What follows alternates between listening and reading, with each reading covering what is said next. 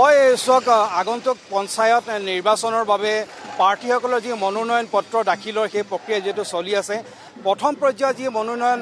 পত্ৰ দাখিলৰ যি তাৰিখ সেই তাৰিখ যিহেতু কাইলৈ শেষ হ'ব আৰু আজি যিহেতু ডিব্ৰুগড়ত যিহেতু প্ৰথম পৰ্যায়তে এই যিহেতু নিৰ্বাচন অনুষ্ঠিত হ'ব 2 তাৰিখে যাৰ পৰিপ্ৰেক্ষিতত ডিব্ৰুগড়ত প্ৰাৰ্থীসকলে ইতিমধ্যে মনোনয়ন পত্ৰ দাখিল কৰি আছে আৰু আজি ডিব্ৰুগড়ত যি দুটা যি ZPC আছে দুটা ZPCৰ বাবে ডিব্ৰুগড়ৰ ভাৰতীয় জনতা পাৰ্টি যি দুগৰাকী প্ৰাৰ্থী আছে পূব মণ্ডল আৰু পশ্চিম মণ্ডলত এই দুইটা মণ্ডলৰ যি দুগৰাকী যি প্ৰাৰ্থী আছে সেই দুগৰাকী ZPCৰ বাবে মনোনয়ন পত্ৰ দাখিল কৰিবৰ বাবে ইতিমধ্যে ভাৰতীয় জনতা পাৰ্টিৰ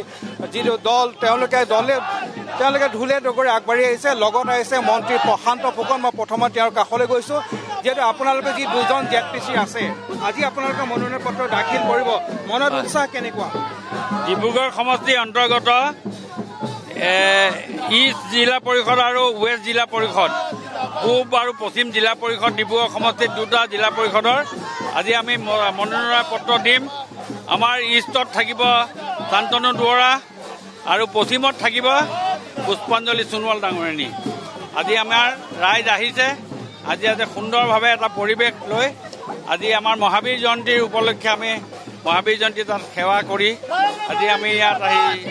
দিব লৈছোঁ আৰু নিশ্চয় আমাৰ দুটা সমষ্টিতে খুব ভাল ৰিজাল্ট হ'ব বুলি আমি ক'ব খুজিছোঁ আচলতে যিটো বাকী যি সামগ্ৰিকভাৱে আপোনালোকৰ পঞ্চায়ত এইবাৰ ফলাফল কেনে আশা কৰিছে এইবাৰ আমাৰ সামগ্ৰিকভাৱে গোটেই পঞ্চায়তবিলাকে ভাল হ'ব কাৰণ এইবাৰ পঞ্চায়তৰ প্ৰেচিডেণ্ট হিচাপে নাই এইবাৰ মেম্বাৰ হিচাপে হ'ব আৰু মেম্বাৰ প্ৰায়বিলাকে নিৰ্দলীয় হৈছে আৰু নিৰ্দলীয় হিচাপে প্ৰত্যেকটো পঞ্চায়তৰ অধীনত 10টাকে মেম্বাৰ থাকিব ৱাৰ্ড আৰু সেই তাৰে ফলাফলৰ ওপৰতে ডিপেণ্ড কৰিব আৰু এইটো আমি 95%। আৰু ইয়াত ডিব্ৰুগড়তো দেখিবলৈ পোৱা গৈছে পঞ্চায়ত নিৰ্বাচনৰ গৰম বতাহ বলিছে গতিকে এনেদৰে দেখিবলৈ পোৱা গৈছে এতিয়া বিজেপিৰ প্ৰাৰ্থীসকলে মনোনয়ন দাখিলৰ বাবে ওলাই আহিছে মন্ত্ৰী প্ৰশান্ত ফুকনৰ সৈতে আৰু সেই